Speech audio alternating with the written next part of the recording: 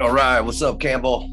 How you doing, man? Dude, good to see you again. How do we even reconnect? I don't even know what happened. Oh yeah, that's what it was. I was checking out your you got a course coming up, and I was really interested in that. We're always learning, and I always felt like we had a conversation not too long ago, and I felt like I learned so much from you. I just like really, I don't know. Sometimes people just speak to you well, or you just vibe in a way. Never even met you in person, but we vibe through the camera. uh, I just like the way you teach stuff, and I think you have like a really clear way of describing stuff. And every time I talk to you, I'm kind of like wowed in some way, and I just wanted to have another conversation with you. So, oh, congratulations, Campbell's having a baby. Really In happy the for you, next buddy. couple of days, I Holy think. moly! So if I run off the screen, it's probably because my wife's in labor. But hopefully she can hold on for an hour. Oh man, that is so funny. I'm excited for you, man. That's great. Yeah, it's going to be a big change. We're super pumped. So, what's been going on besides that? Anything?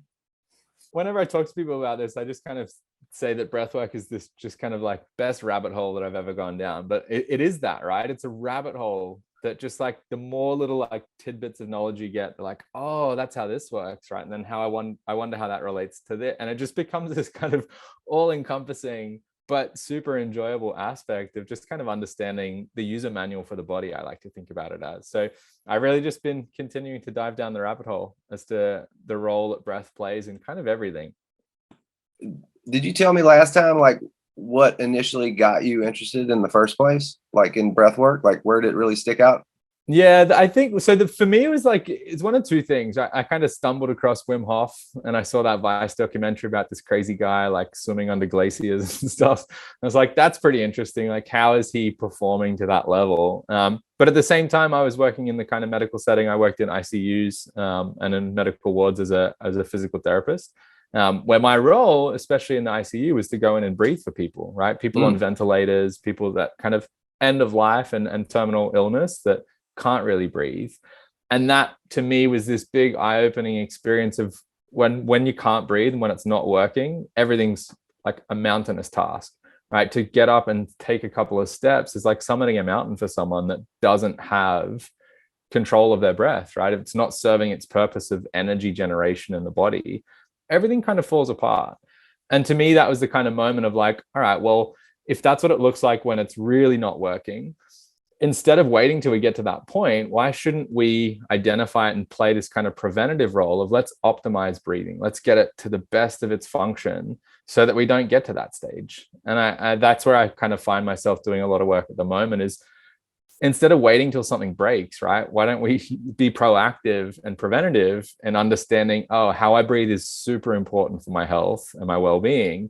And if I can start taking those steps earlier, you don't have to wait till it breaks. You don't have to Hmm. wait till you feel anxious or stressed or out of breath, right? We can start making steps towards optimal function now. Well, that brings up a good point. When you do have a dysfunctional breathing, I realize me and some of my family members randomly will just have a, and I'm like, what's wrong? Like, I'm like, what's wrong with you? And because people did this to me, like people, Yeah. I'm like, nothing's wrong with me. What are you talking about? Just fine. There's nothing wrong with me. And I'm like, that breath is a sign of like frustration or anxiety or something. But we're so used to holding that stuff in, like it's coming out in that way. It's showing that either dysfunctional breathing's going on or you're holding some shit in. Yeah. Right. And it's so interesting, like, because I never would have noticed or like made that association until I started really diving into and just becoming kind of obsessed with breath. And right when I hear that like big release, I'm like, oh, and I think the same thing. I'm like, what's going on? Is it emotional? Is it biochemistry, physiological? Like, what's causing that person to have this big inhale and this big like dumping, right, of emotional or physical or physiological stress in a way. And I think that's a really nice piece for people to learn about. Like, do you catch yourself taking those big right throughout the day? And maybe it's not that obvious, right? That was a bit exaggerated, but that's a really great thing we can pick up on because the interesting thing about breathing, right? Most people are breathing 22 to 25,000 times every single day. So our brain is not going to notice every single breath, right? We'd get nothing else done. So if I can pick up on those really big obvious ones and use that as a little bit of a kind of cue as to like, what's going on right now, right? Am I writing an email that makes me feel stressed? Am I in the middle of a conversation that's not going the right way? Am I feeling physical discomfort, right? Why did that breath be so obvious and evident? And what can it tell me about the situation that maybe I'm not paying attention to? And the more I can learn that, right, it starts to become this kind of like relationship or communication between your body and your environment. Because I think we get so good at ignoring how we're feeling because there's this kind of grind culture and got to be productive and always got to be moving and doing stuff, that when my body has this like message, maybe I can stop and be like, what's going on right now? Internally, externally, physiologically, psychologically, like try and pick up on a detail of why did I just do this big obvious breath? And if that starts to kind of open this doorway of really just being a little bit more in tune with your body, which I think everyone can benefit from. And it takes presence and awareness to notice it, because Yes. I didn't notice it until I started getting into, more presence based stuff. For me, it was like Eckhart Tolle was the man for me that kind of really got me started my kind of more of my deeper journey back in 2009-ish, So that reminds me, though, just because we're talking about this heavy breath, it reminds me of Dan Burleigh's core technique was a sigh of relief, and I actually make a video of that. But what would you consider your core technique? I love the sigh of relief that Dan Burleigh, and the way, like, if you ever watch Dan Burleigh talking or instructing, right? Like, all of a sudden he's in the middle of a sentence, yeah, and he like sinks into it. And even watching it, I'm like, oh, that looks like comfortable, right? It does something to us. Like our nervous system kind of registers that person is dropping down a level, right? Yeah. And you can't help but watch him. If you watch a full interview with him, I just feel myself like, as soon as he starts, like I'm coming along on that wave and I'm dropping that tension. But he does it so unapologetically, right? He's not worried about, oh, is this person going to be disrupted by the fact that I just stopped, took in this big obvious inhale and just like dropped out all my stress.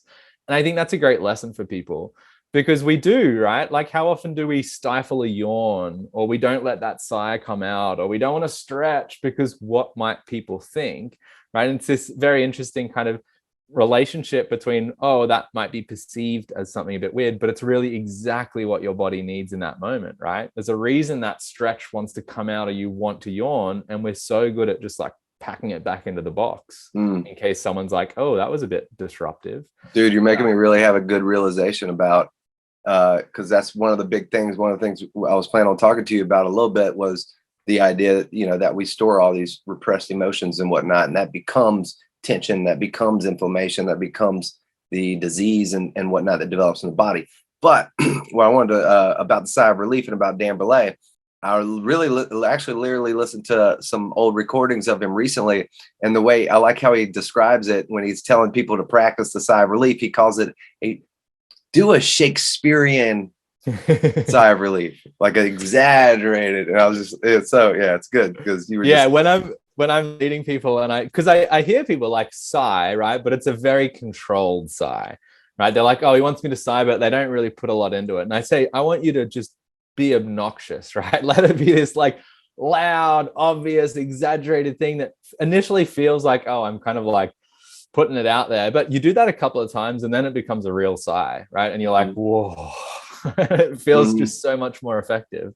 So what's your core technique? So my core technique, I like to think about it, and this is just one of those things that kind of has come through my practice without any intention myself, but it just becomes so evident. And I just like to think about it as this idea of opposition, right? When I go from fast breathing to slow breathing, or I go from really deep breathing to I completely stop, right? Or deep to shallow, but kind of finding those poles or those points of opposition, because I think that helps us reestablish like these are the borders, and in the middle is what we might call homeostasis or balance or efficiency. And I think when we think about, let's just call it stress, that's a very generic term, and I have lots of issues with it, but people understand that and we can kind of connect with like, oh yeah, stress, right? Stress is kind of this like cumulative, slowly building thing, right? That's kind of like rising in the background. And that's kind of affecting what we feel is my baseline. Okay, so I wake up in the morning. Most people don't have a lot of stress, right? As soon as they wake up. But then there's the emails, and then there's my job, and then there's the things I got to do. And like slowly, it's kind of like recalibrating what feels like I'm relaxed. And then if I can kind of reestablish, all right, this is super relaxed, this is super stressful, where's the middle, right? Because our body loves the middle ground, right? But by reestablishing where those borders are, it really helps me find, right, this is actually the middle. So when I kind of start a just free-flowing breath practice, I'll kind of like feel where I'm at. And then I'll do some really deep breathing. I'll do some really shallow breathing, really fast, really slow, some breath holds. And then I'll come back. And my natural breath's completely different to how it was when I started the practice, right? And that to me is evidence of like, I just recalibrated the system a little bit. I cleared out some of the cumulative stuff that's been building up today or this week or this month or however long it is, right? I kind of like wipe the windshield clean.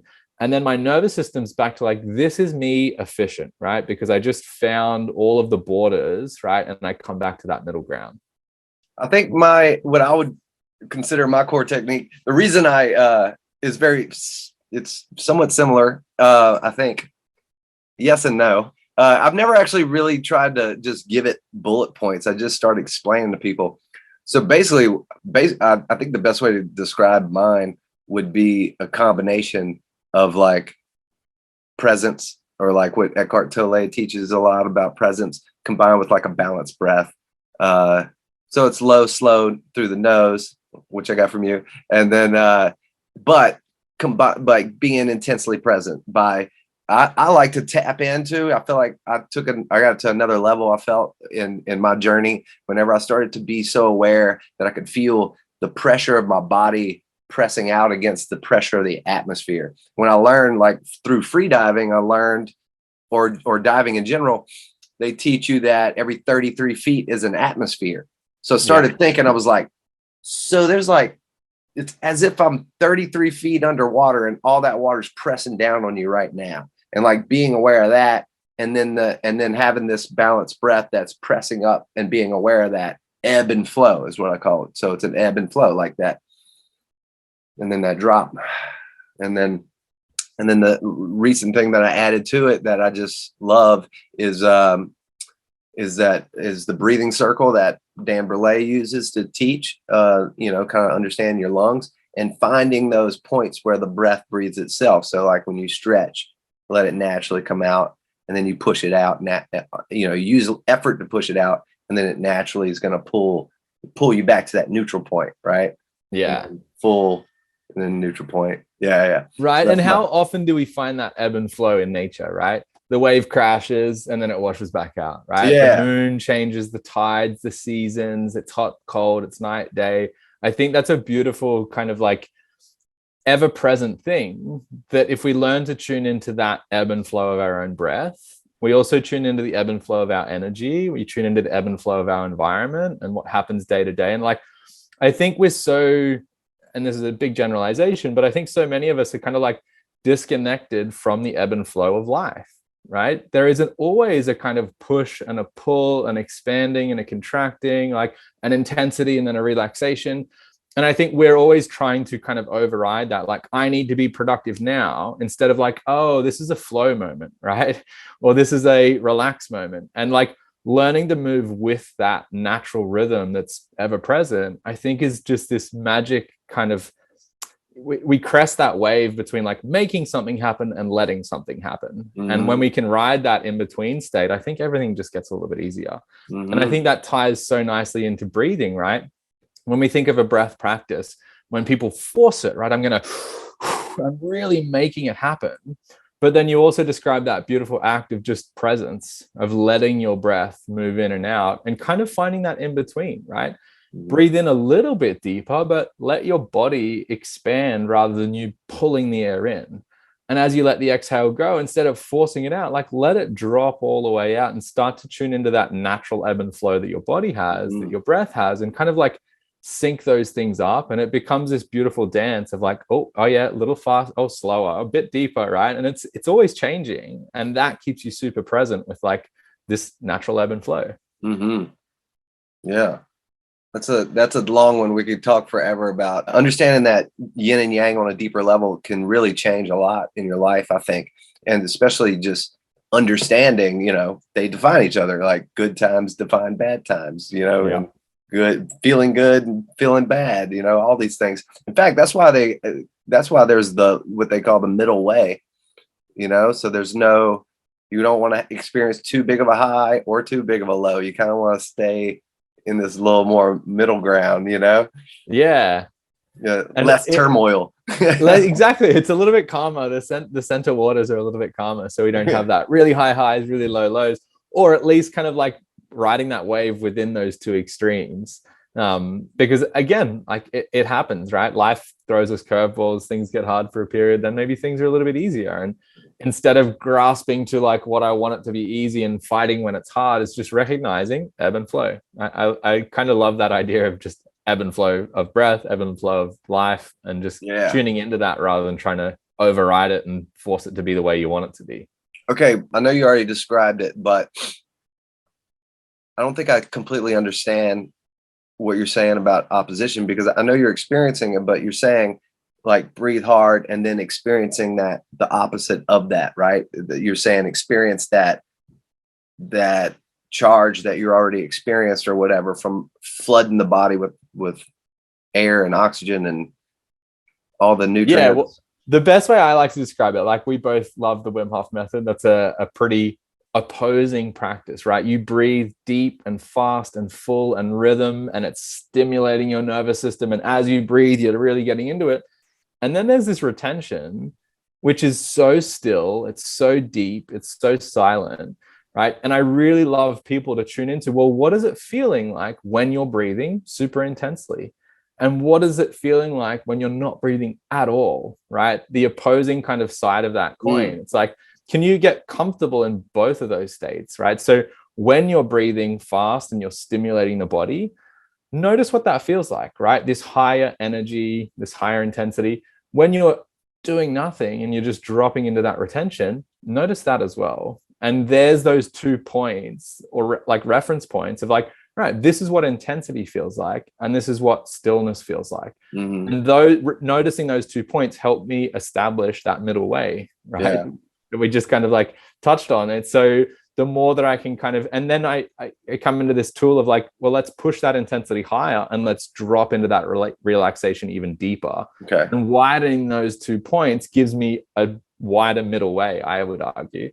So it's kind of like if I can keep stretching those boundaries, what I deem as comfortable or where I feel at ease becomes a little bit bigger because I'm just broadening that capacity. And so that's something you experience while you're doing a breath hold. Yes. And one thing I wanted to touch on was breath holds in general, because I don't find or see many teachers, and I think I understand why, but you don't want to like push people too hard in the beginning. But one thing that I practiced that I got from a lot of free dive training is embracing that pain of the contractions. And part of me, because I haven't heard many other teachers say it, not that I think I'm special or anything, but I haven't heard a lot of teachers do it except for like free divers, but I haven't heard like breath teachers. There's pranayama teachers that I follow online, and I'll listen to them, and they're only pushing stay comfortable. And I'm like, and in my classes, I'm like, find that pain, be with it, sit in that. That is your most fearful state. And the more you're really training your calmness muscle to deal with this most stressful state, and you're training your body's ability to process and store oxygen more efficiently, right? So you're training this storage house, and you're opening the floodgates of these stored red blood cells, white blood cells, specifically from the spleen, right? So I'm into doing that. So I've been doing a little more of this breath hold training in my classes at the yoga studio. Yeah, I think it's an incredible place that exists within a breathwork practice that I completely agree. Not a lot of people even go there. And I agree, right? For beginners, and if it's online, right, you don't have the ability to kind of work with someone or keep it safe. So I think that's why people kind of steer away from it. But I also think, right, fucking uncomfortable. And people, perhaps that's the part of the practice that they don't want to dive into, because it, like you said, it's this most primal, most innate feeling of like just pure intensity, right? It's like my whole body starts to scream at me as saying, I'm going to suffocate, right? And it's called the false suffocation alarm. So when the level of carbon dioxide rises to a certain extent in the brain, it triggers this alarm system, and it's all mammals have it, right? And it's called the false suffocation alarm. CO2 going up usually means oxygen's going to go down. So let's hit the panic switch, right? So that we change, we move, we do something, we get out of this environment so that we can get rid of the carbon dioxide, bring the oxygen back in. But what a wonderful opportunity, if you do it in a safe way, to hit the panic switch, right? And practice staying calm, exercising your calm muscle. I love you said that, because I always say this when I work with people, like, it's not if shit hits the fan in your life, it's when, right? No one gets through life without a curveball of some sort, right? Some bigger than others. And there's a different version of that for everyone. But instead of like waiting for that to happen and seeing how am I going to respond, this is the opportunity to put yourself in the most stressful state that exists and practice staying calm, right? Mm-hmm. Do you tense up and fight and want to run away? Well, Very much like, that's probably how you're going to respond if something happens in your life, something super stressful. Do you fight, tense up and run away, right? Or can you, with repeated practice, access that point where your body starts to freak out, and then use this kind of top-down regulation of my mind just saying, hey, I'm cool, it's all right, relax my shoulders, let go of that tension in my jaw, you don't have to run away, we're going to be okay. That translates to real life. It translates to so much, like including like everything. Getting in front of people and talking and things like that. It's like just learning to trust that you're going to be okay. And that's another thing you get out of ice baths. Right? Yes, 100%. You get in there, you're just like, my body knows what to do. Just be with it, you know. Like, but without being able to access that point, right, repeatedly, then it is just a guessing game. And everyone responds differently to stressful situations. But this is an opportunity to practice being stressed, right? And that might sound counterintuitive to some people. We're like, stress is bad, right? Which I completely disagree with. Yeah. If you can put yourself into that feeling, oh, this is me freaking out a little bit, practice it, right? And use that as you. And like the final point that I think is magic for people is you learn the discomfort, the panic, the stress, the thing that it's temporary, right? You're sitting there holding your breath. The moment you take that breath in, it all fades away, right? The moment you get out of the ice bath, it's like, oh, I survived. And learning that, I think, is super important. I work with a lot of people that experience panic attacks and just anxiety. And the number one thing that comes back to me working with dozens of these people is like, what's the worst part of your panic? And they're like, I don't know when it's going to end. Like this feeling, right, that it's just like there and I don't know what to do. And then I kind of ask them, well, have you ever had a panic attack that didn't end, right? And they're like, no, of course not. They always end, right? So taking that lesson of holding your breath and feeling like, oh God, this is going to end. This is going to end. This is going to end, right? And then you take that breath in and it ends. And so you're kind of like teaching your nervous system that this discomfort, these uncomfortable feelings are transient in nature, right? They come up. If I can ride that wave and then let them pass by, sweet. Well, I don't have to fight. I don't have to push back and try and control it or run away from it. It's like learning just to be within that discomfort. Calm yourself down and let it pass. Just be with it. Yeah, be the storm. I say that every be the calm in the storm, right? The calm. Yeah. So what's the difference between holding and pausing? Yeah, that's a good question. And this is something I really try and catch myself, right? Because the language we use, I think, is super important. And when I tell someone, hold your breath, that usually causes them to use tension, right? I hold on to it. And that in itself is triggering a different response from my brain. Think about when we usually like automatically or unconsciously hold our breath, right? It's when I'm bracing for impact, right? When I'm expecting pain, when I hear bad news, right? We inherently like hold on. And so if within my breath practice, I'm holding my breath, I think we're triggering that same network in the brain to say, oh, like what's about to happen, right? It puts us a little bit on edge. And the difference between holding and just pausing the breath, and again, let's think about when this happens unconsciously, right? who, when we think about something that takes my breath away, or this moment of just like, oh, it took my breath away, what does that even mean? It's like, well, we stopped breathing. We just paused and observed that beautiful sunset, or we like listened to that beautiful music, and inherently we stop breathing. We're not holding the breath, but there is this beautiful pause that kind of comes up. And so for me, it's kind of like, well, what network in the brain do we want to trigger? Do we want to hold my breath and maybe the brain's a bit on edge, or do we want to pause the breath and maybe my brain's like, what beautiful things happening right now? I like that. I like that. So it's pretty interesting though to just be in respect and being in awe of the fact that you could be so in a state of awe that you forget to breathe. Yeah. And I think it's so interesting when we look at someone that's super relaxed or asleep, which is super relaxed, there's a natural pause, right? We inhale, we exhale, and then we pause. And then we inhale, exhale, pause. So we know that within the nervous system, right, that little space that arises after the exhale is very much associated with something like there's nothing threatening happening, right? I'm safe, I'm supported, I'm comfortable, I'm relaxed. So this is where it becomes this beautiful idea that like, because we can control a breath, and now what we learn from kind of neuroscience, looking at like, oh, these respiratory patterns cause these neural networks to be active. It's like, all right, so that little space after the exhale always occurs in a very, very relaxed state.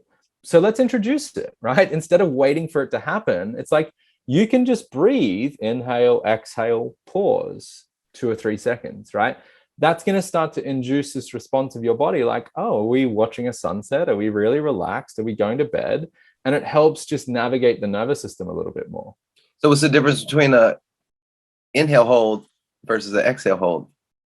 Really good question. Or pause. Yeah. The inhale pause. So when we take that big breath in, right, lungs are full, and we have these little things called baroreceptors, which is kind of like the fancy word for stretch receptors, right? So when I take this big breath in and hold, all those stretch receptors are firing to my brain, okay? And that's a much more sympathetic response, okay? So when I and hold a big breath in, it's much more stimulating.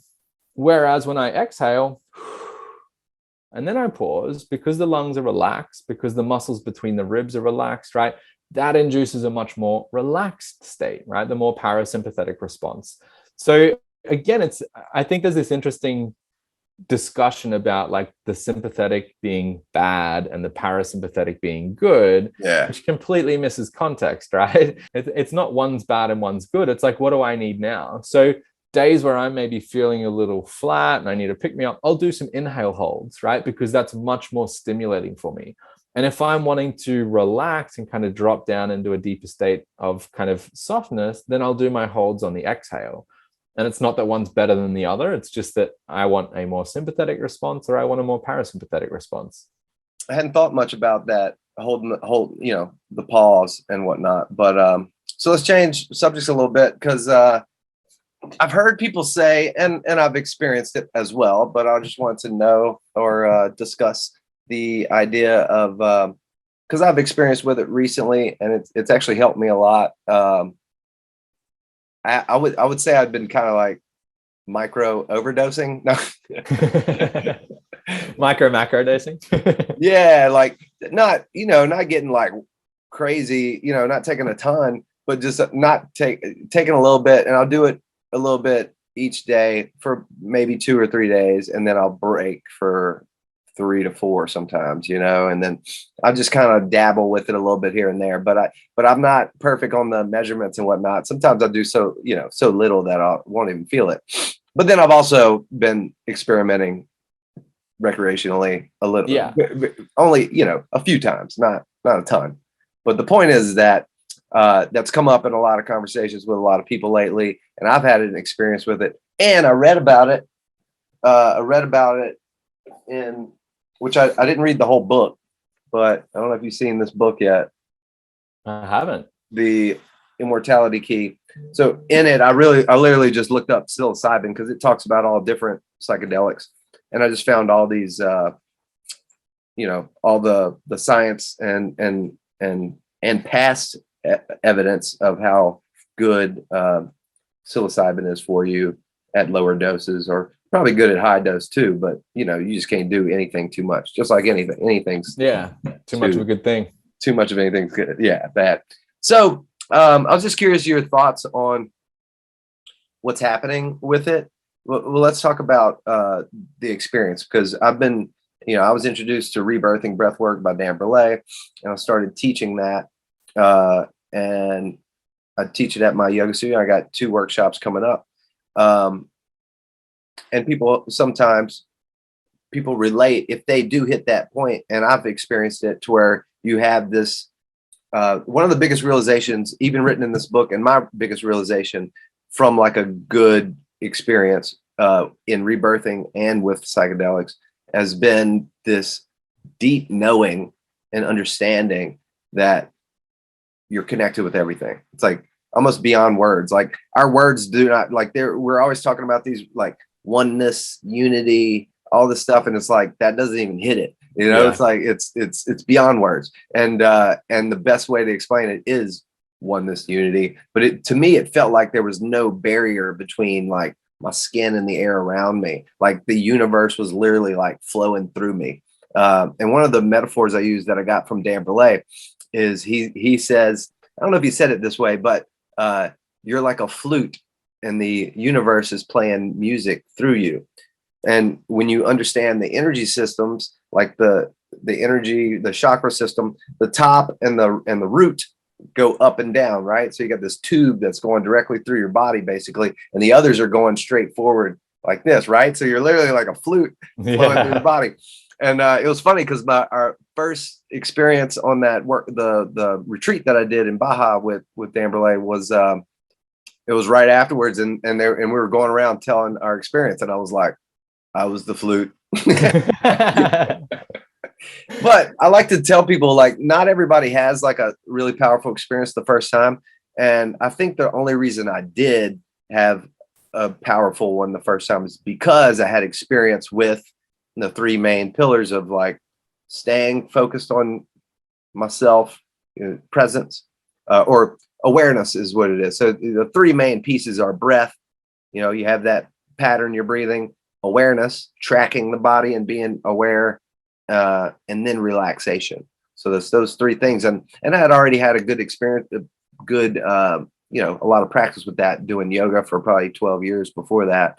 And I was just able to really keep my mind on my body, because what happens is people's minds go in the past or the future, and you're literally, next thing you know, you got to start back. You start dropping off, and then you got to go back. You got to start climbing again, trying to get to those levels.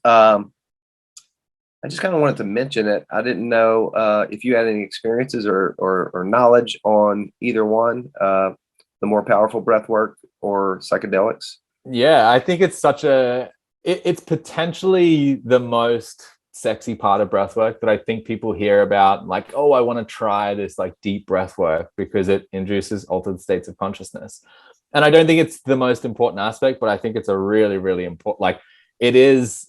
I know, like you just described it beautifully, where there's that kind of melting away of the boundaries between me and other, and like you explained it so well, and it is really difficult to put into words. And when you try and explain it to someone that perhaps hasn't had a deep breathwork experience or a psychedelic experience, or just one of those moments of just complete awe and wonder, right? There's many different ways to induce an altered state of consciousness, breath being one, psychedelics being another, right? That it's a little bit incomprehensible until you've had the felt sense of what you just described, right? The universe playing you like a flute. Yeah. But I think that to me, it's really interesting that I've both experimented with psychedelics, and I've obviously experimented a lot with breath work.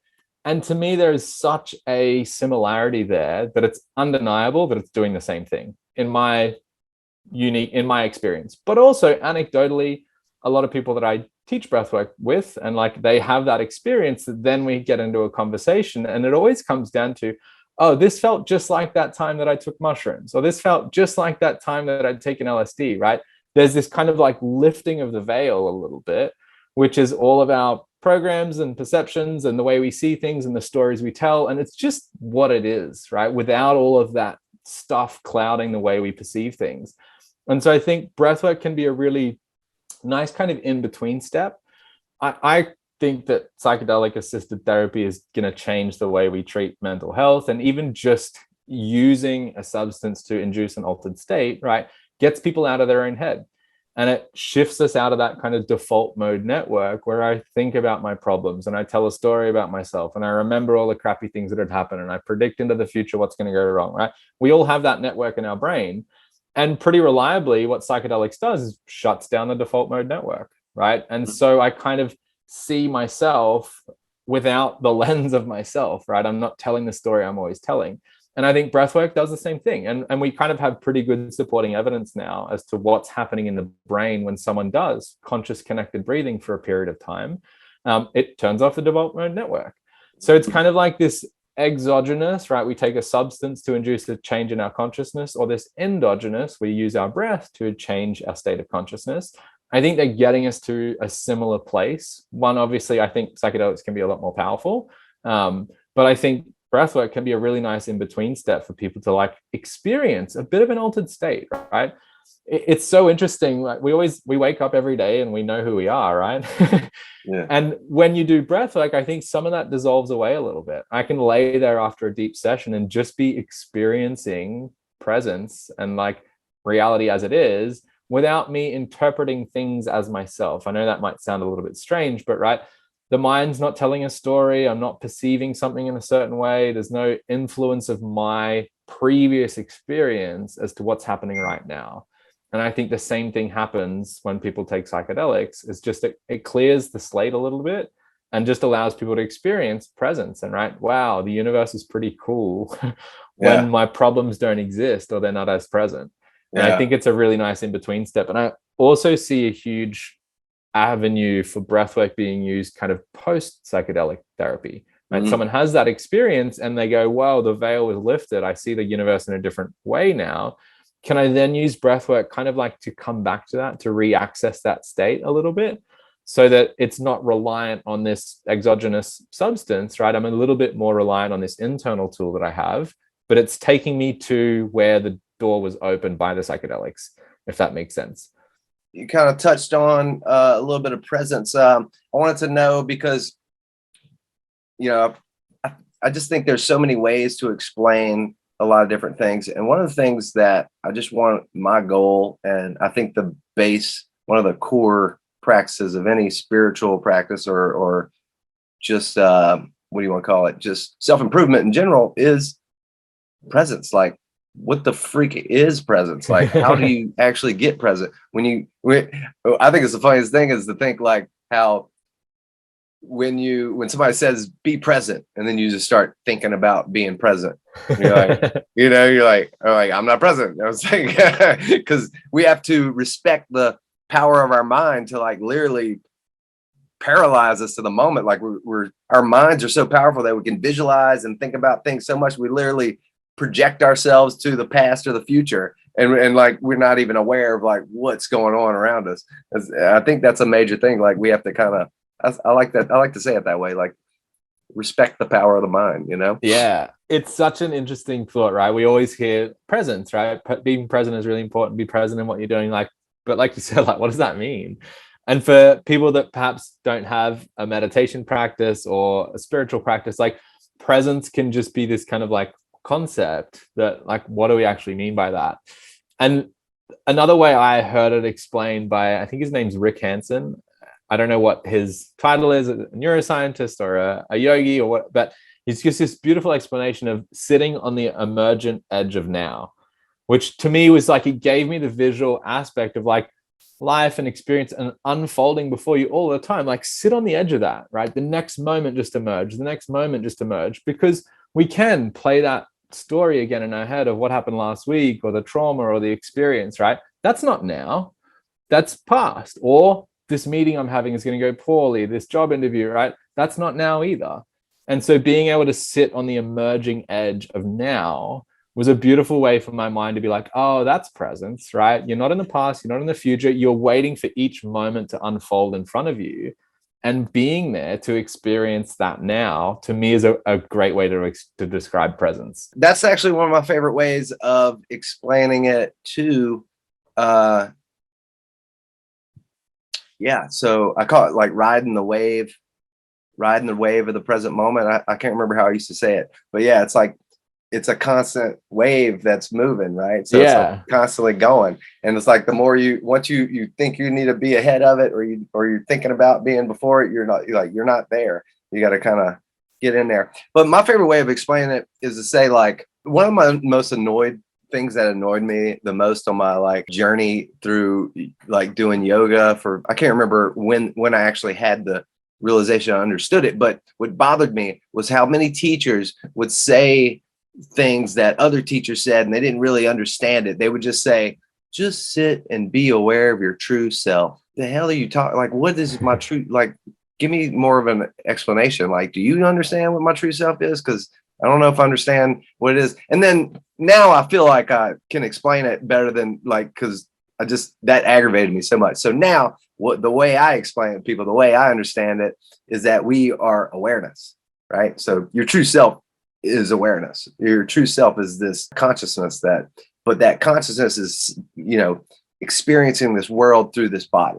And it can experience this world through your thinking mind, and it can also experience through your body, like your feeling body. So the way I like to think of it is this: when you are engaged in your five senses, thinking, feeling, smelling, whatever works for you. Some things work better for others, but for me, it's like I like to feel the tingling in my fingertips, the heartbeat, the blood flowing through my veins. So that's presence for me. And then gravity, I love, like, on my exhales. And so that's my ebb and flow that I was talking about, is like inhaling, we're tapping into, I didn't explain it fully, so I'll go ahead and finish that right now, is like the ebb and flow is tapping into yang elements on the inhale, which is lightness, it's air, it's floating, it's light, it's expansion.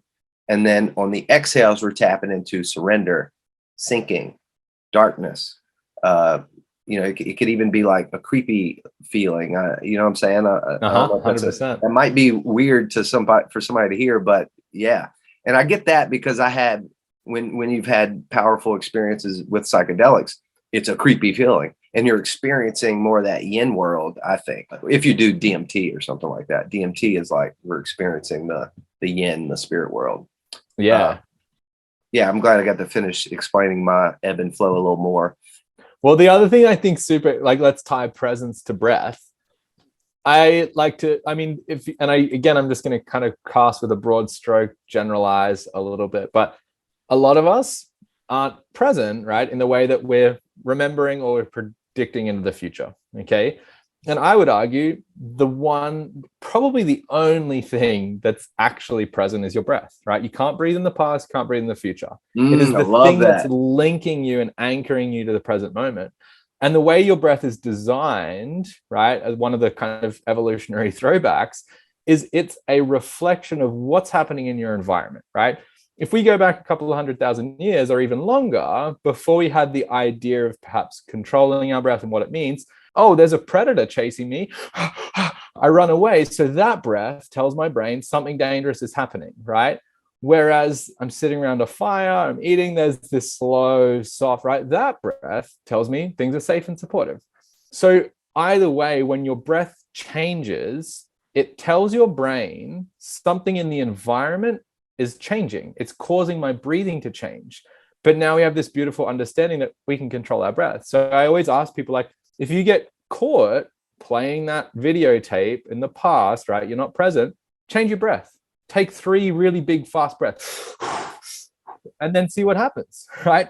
Automatically, you're like, oh, I'm in my body now. Because my mind was like, we pulled on this thread to be like, hey, mind, look at the environment. Something bad might be happening, right? And it brings us into that present moment. So kind of using the breath as a little bit of a pattern interrupt. When I'm playing that thought loop, whether it's past or future, and I recognize, oh, I'm not present, right? I'm not aware. I'm not in my body. I'm in my head. Use the breath as a bit of a tool to kind of pull the mind out of my head and bring it back into my body. It's like, I'm here. I can feel my body. My fingertips are a bit tingly. Like those descriptive words that you used are really nice. That's body awareness. And so the breath can be that link from I'm in my head to get you back into present moment in the body. I love it. It's good stuff.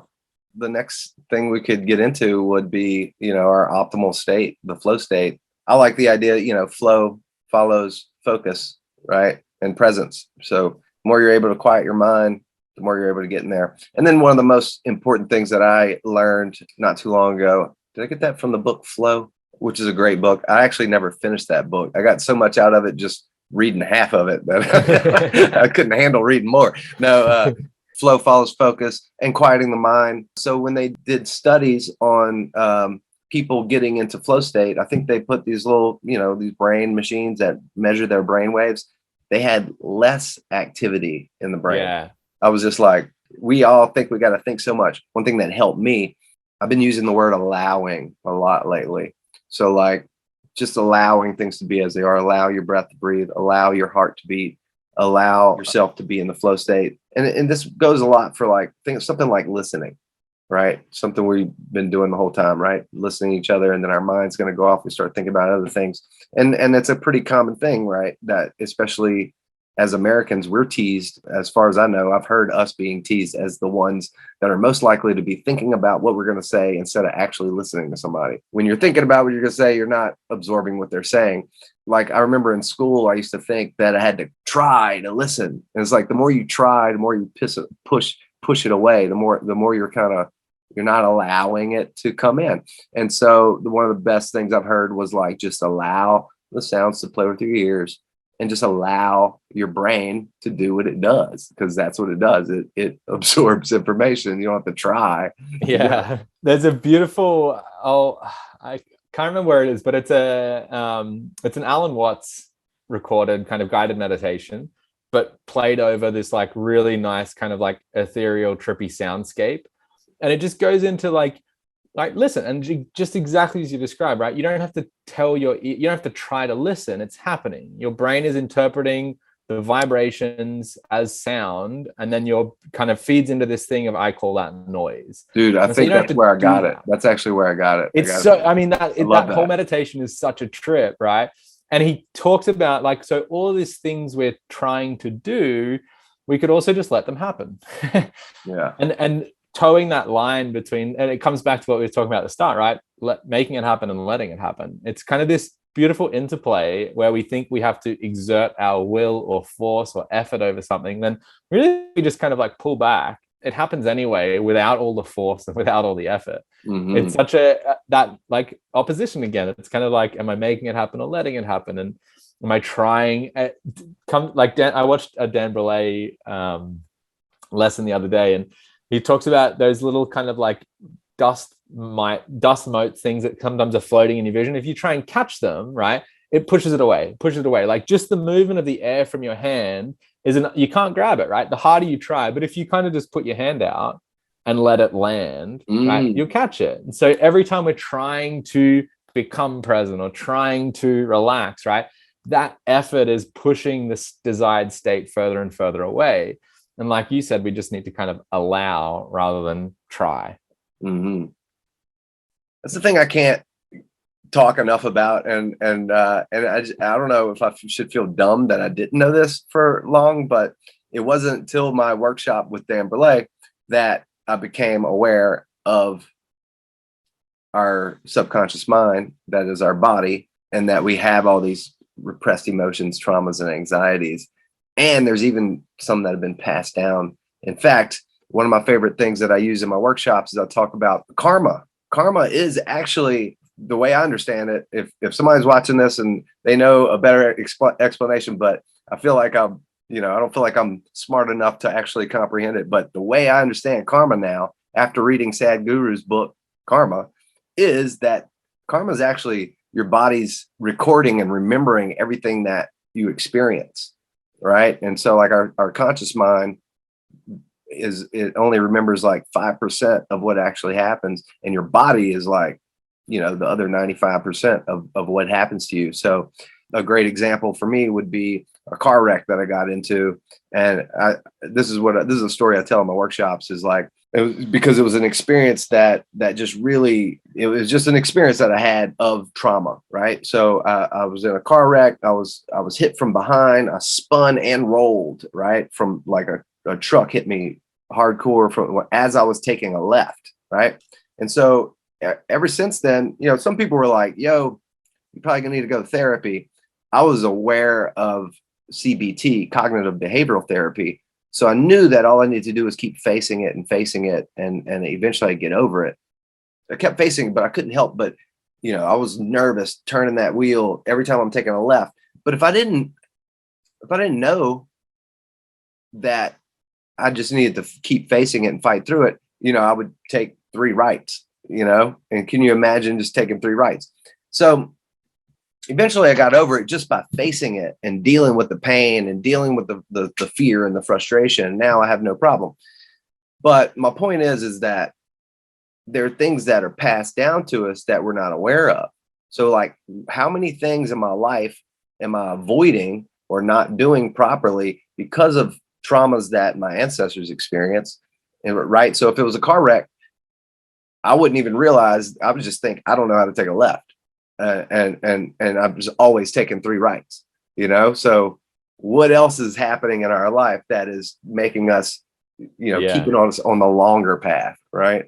That's such a good example. Like, instead of taking a left, you have to take 3 rights. Like, yeah, how often do people go the long and hard way around, but maybe not aware of why? Yeah. Yes. I like that. Yeah, man. That is and that's another thing that I, you know, obviously just mentioned is like, our understanding of karma is wrong. Like, we think that it's like this magical, like I do something good and something good's gonna come back to me. It's like, no, it's your body's memory of everything that has happened to you, negative and good. And sometimes you got to clear that stuff. Yeah. So it's really, really amazing. And that's a lot of what we're doing in the rebirthing, right? It's like you're clearing these traumas and trying to make space for new habits and beliefs and whatnot. 100%.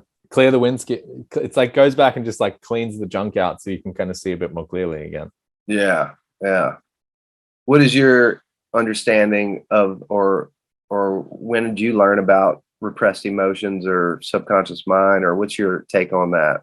Yeah, I mean, I think you just described it beautifully. And I think another really good example of it, if anyone reads the book The Body Keeps the Score, by Bessel van der Kolk, it's just like, it's all in the title, right? Like, we might process it up here, we might think about it up here, but your body remembers. And you can think, oh, I'm over that thing, but the body, maybe it's not. And maybe every time I get to a corner and I go to turn left, my body freaks out. All right, my body remembers the car wreck I was in, even though my mind might have processed, right, I look left, there's no car. Like, the body remembers, oh, this is the kind of moment when something bad happened. And just, again, I think the recognition of that for people as to like, oh, I'm not broken, right? It's just that maybe I haven't processed the emotion from my body, and it's still influencing the way that my mind works and my perception of things. And then doing somatic work, right? Breathwork's a beautiful example. There's other kind of therapies out there that are addressing the body rather than the mind's interpretation of it. And I think that's where we're seeing this rise of more somatic-based therapies rather than cognitive-based therapies, because it's a body-based problem. Right? It's the body remembering the emotion. It's the body remembering the trauma. So we have to address that from the lens of the body rather than try to interpret it from the lens of the mind. And in Sadhguru's book, he in Karma, he tells of the story or the studies where they had rats, right? And they traumatized these rats by every time they would show them a flower, right? So a cherry blossom, and they would shock them. So anytime they would smell it or see it, they would freak out, right? But their babies for 3 generations were scared of cherry blossoms with no shock therapy whatsoever. Like, that's crazy. That was just like, whoa. So I tell that one that's such a good example of like what's happening and what we have passed on, you know? Yeah, that we don't know, right? Like, because it happened a generation ago, but it's still affecting how we respond to things. Like, this whole field of epigenetics that's coming out, I think it's so interesting in this generational trauma. I think the more people that can at least understand that and have it as oh, this may be why, or this may be contributing to my experience today or throughout my life, right? Because there might not be well, why, right? We're trying to find this question and answer. It's like, well, maybe it's something that happened a generation ago that was just passed down the line. Yeah. So what's your workshops and whatnot do you have coming up? Well, what I'm main focused on now is I actually have created a 10-week training program, mainly targeted towards kind of health professionals, yoga teachers. I work with a lot of physios, but anyone that works in health and wellness, and actually kind of teaching the principles that underlie breath work. Right? Not necessarily just how to teach a breathwork session, but more how to identify dysfunctional breathing and how to apply tools and practices to help people just breathe better, and kind of looking through the physical, the mental, the emotional lens of how can I use breath to just kind of optimize my day-to-day experience and move through life a little bit easier and in control, rather than responding and reacting to everything that happens. So that's kicking off in June. It's 10 weeks, and then there's a kind of a couple of months where community support, and I really want to help try and grow a community of allied health professionals that use breath and that understand how effective as a tool as it is. Mm-hmm. So that's what I'm putting all my eggs into that basket at the moment, because I've just found, right, I'm obsessed with it, but I can only reach so many people. And if I can teach other people to teach, then more people will start to find this beneficial tool. Yeah. I think once you teach it for a while, you start to realize, you're like, all right, there's too many people. I can't reach everybody. I can't reach everybody. Like, I think you might find this interesting. I'm gonna go ahead and explain real quick. My workshops I've developed, it's kind of based on my studies of Qigong and things like that. So I have a lot that I try and encourage people to be so present that they can be aware of the Qi in their body and feeling the energy in their body, and just being more aware of that can really change your life, I think. So I focus on developing the body and I have 3 different workshops that I do, and I separate them into 3 different categories, and they're based. So it's the first one's it's inner fire. So Wim Hof method, Bastrika, some just learning to focus on the belly, and it's really focused on the gut health, the gut brain, getting in touch with the gut feelings. So exploring the intelligence of the body, and then also how ice baths help to develop that, right? So it's like a workout for your nervous system. So the ice baths is training that part of your body that is used to heat you up, but also fight disease and keep you healthier for longer, and vascular fitness, right? But not only that, the workshop is focused on, which is the Wim Hof, very much Wim Hof is like, greatness lives in discomfort. So learning to really deal with pain, right? And learning how to deal with it. And that's just the nature of like dealing with an ice bath, So that's my first one, and mine's kind of focused on building the light body as we build up. So you start with the base, the belly, and then we move up to the heart, and that will focus on heart-brain coherence. So really getting into a deep state of presence, but also generating love. And all of them, I kind of focus on our emotions and being in control of your emotions and inducing elevated states of emotion. And one of the ones I say a lot is, I might need to make a hashtag called, I say, be a love generator, right? So you just generate, you're not depending on outside forces. Nothing around you is affecting your mood. You are in control of it, Yeah. And so that's one of the main teachings that I push. But so the heart-brain coherence is really based on the science of having the mind and the heart in a coherent state, which is one of your most optimal state, to be in balance, where your organs are basically in sync, not in opposition, which is a really good state to be in. And then it's a very healing state as well. And then we'll get into some rebirthing. We'll be clearing the traumas out of the body through the conscious connected circular breath, and help people deal with, that takes a lot of bravery and courage to do that, to face those pains, because as you're doing this breath, these feelings are coming up, and you have to recognize and be like, oh, that's repressed stuff that I need to get out. And it could be painful. It can be scary. It can be, just scary. I've experienced a good bit of fear in mine, and sadness at times. And you just have to breathe through it. Like you're hitting this level. And as soon as you start feeling those feelings, you got to breathe through it. My third breath workshop is and I've been doing it like this for a little while now. So I do 3, one a month. And recently I set up a package deal so where people can buy all 3 if they want. Third one is based on the third eye and the in our brain, right? So, and I sync that up with Kapalabhati. So we focus on exhales, some yoga nidra, and then also rebirthing. So a lot more with CO2. Pretty interesting that, like, I didn't even realize it when I was doing it, but the gut and that practice is focused on a lot of like inhale heavy. The heart is more balanced, you know, saying inhale and exhale. And then as we get to the top, it's more exhales. Yeah. That's so cool, right? Yeah, it's so interesting. Well, they sound epic, man. Yeah. Cool. I'm assuming you got to get to I got to bounce. Wife. But this is a cool chat. I really enjoyed it. Yeah, I think we still have more to talk about. So maybe we'll do it again sometime. We'll do a round 2 soon. Yeah.